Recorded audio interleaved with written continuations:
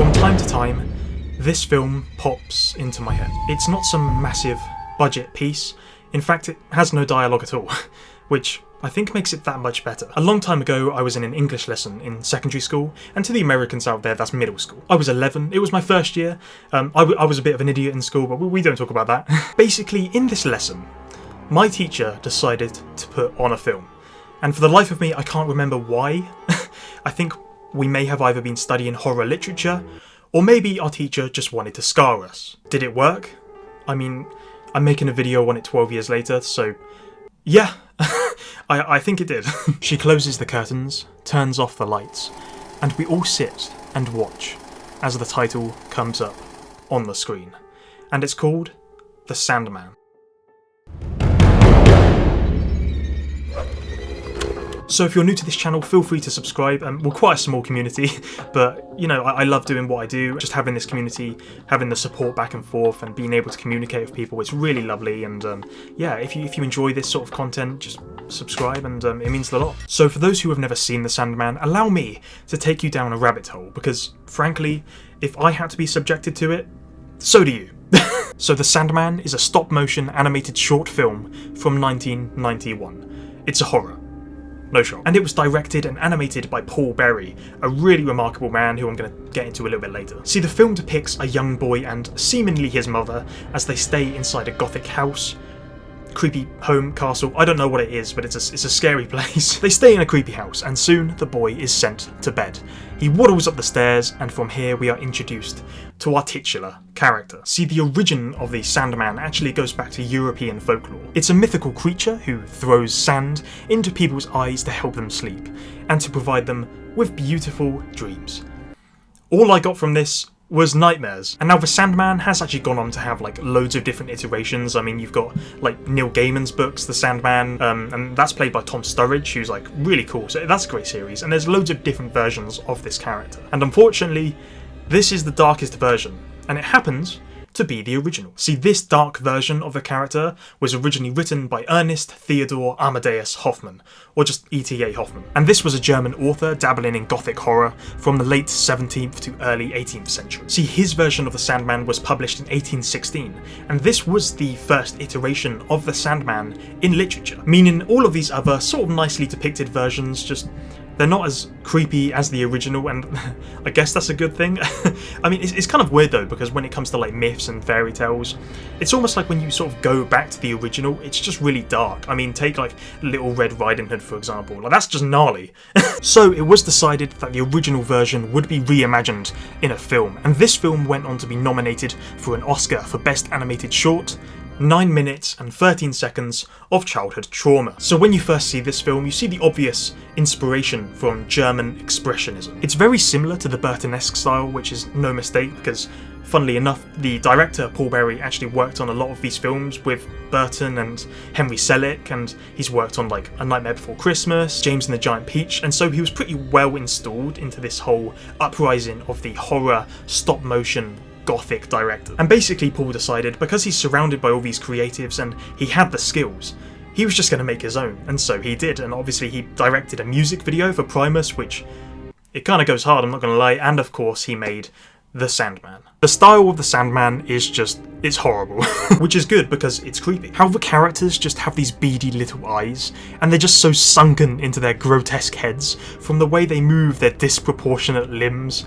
to the dim lighting. Now, the great thing about stop motion, especially in the horror scene, is that we are looking at tangible things in a set being moved over a period of frames. And this just gives a really uncanny valley vibe. Like, they're just pieces of clay being moved, and because we're subconsciously aware that these things exist in our reality as opposed to computer-generated imagery, and it really makes us notice this unnatural, lifelike appearance. Like, it's there, it's clearly not alive, but it's real. And it's as though the veil between reality and fantasy is just being warped. And speaking of things being warped, the thing that really got me as a child was the soundtrack. See, a composer called Colin Towns made the soundtrack, and he's worked on a lot of stuff, and I just wanted to say, if you're watching, Colin, I doubt you are, but if you are a very talented individual. You are amazing, you did an amazing job with this. That being said, How does it feel scarring a generation of children? You did an amazing job, but this soundtrack caused problems, man. This soundtrack should be cancelled. It's bad. It's good, but it's bad. For context, it's the most uncomfortable, jarring mix of music, which just elevated this film to a whole new level, and subsequently gave everyone nightmares. So anyways, the kid goes into his room and he tries to sleep.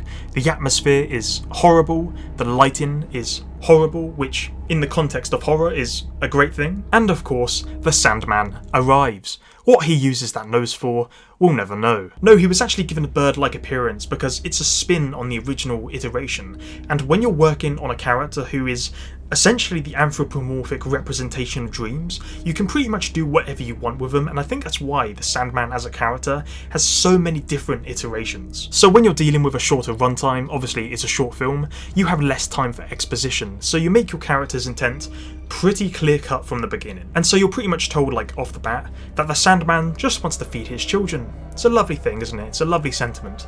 What does he want to feed them, you may ask? This film has some of the most disturbing visuals I've seen from a Western animation, which was basically tailored to children, although I'll argue it could be tailored for anyone because it's creepy for everyone. It's not a pleasant thing to watch for any age. But the best word I can use to really describe the film is just hollow. And I don't mean that in the sense that it takes away from the narrative or that the narrative feels empty. It's pretty full. But the longer you watch this film and the closer the boy comes to his fate, the more empty you feel, which is neatly wrapped up in the lovely, heartwarming final shot of the film of his dark, empty eye sockets. But it really does bring so many things to the table, and I really wanted to make this video because unfortunately in 2001, the director Paul Berry unfortunately passed away from a brain tumour. And it sucks, because this film is interesting. This film had such a significant effect on me when I was a child because it was such a new thing I'd never experienced before, and though it was kind of horrifying at the time, it showed me a whole new world of cinema that I just hadn't seen yet.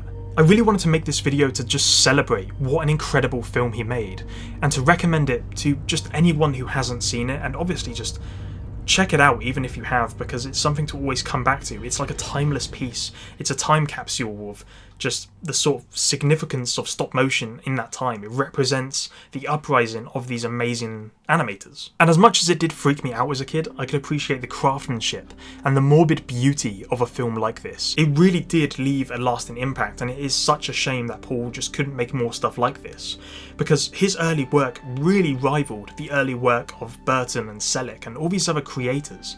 You know, Paul really did have the goods, he had the skills, and I mean, it got nominated for an Oscar. What more proof do you need? He was an incredible, incredible creator. I mean, to take an enigmatic character and just transform it into a gothic horror, it's something to genuinely appreciate, it's something to absolutely remember.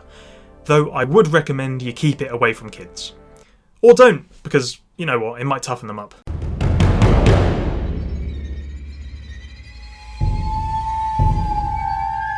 So this film is short, it's readily accessible on YouTube and loads of other platforms, and I really do recommend you check it out if you're interested in this type of thing. It is creepy, so I do recommend watching it at 3 AM, alone in a house with all the lights turned off, and you won't feel alone anymore.